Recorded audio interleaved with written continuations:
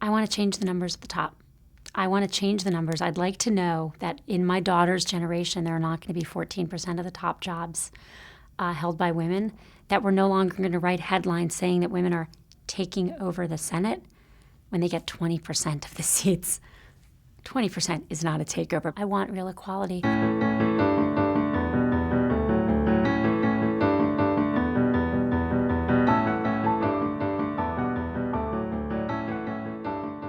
Looking back at my childhood, I worry that I was a little bossy. I think as a boy, I would have thought I was a leader. And as a girl, I thought I was a little bossy. And I think we need to change that if we want more women in leadership. I spent most of my career, including my time at McKinsey, never acknowledging that I was a woman. And fast forward, I'm 43 now, and fitting in is not helping us. Women have been 14% of the top jobs in this country for 10 years. No progress. And so I really believe that we need a new and much more honest and open dialogue on gender.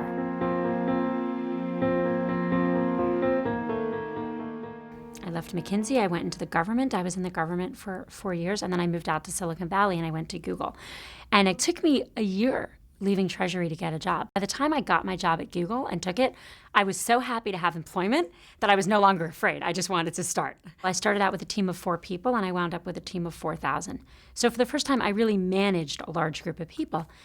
And what I found was, even working for me over the years, the men did better than the women.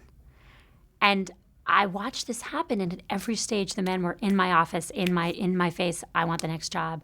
We're opening an office in India, I want to do it. And the women, when I tried to talk them into that, you really need a new role.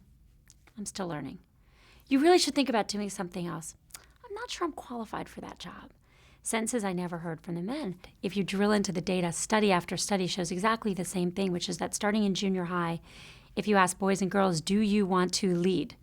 Lead your high school class, lead your junior high school class, lead your club in college, lead the organization, team, or company you join as an adult. More men than women want that. All the studies show this. And that's how we get to a world where 14% of the top corporate jobs are held by women. We need to encourage women to lead. And we don't do that.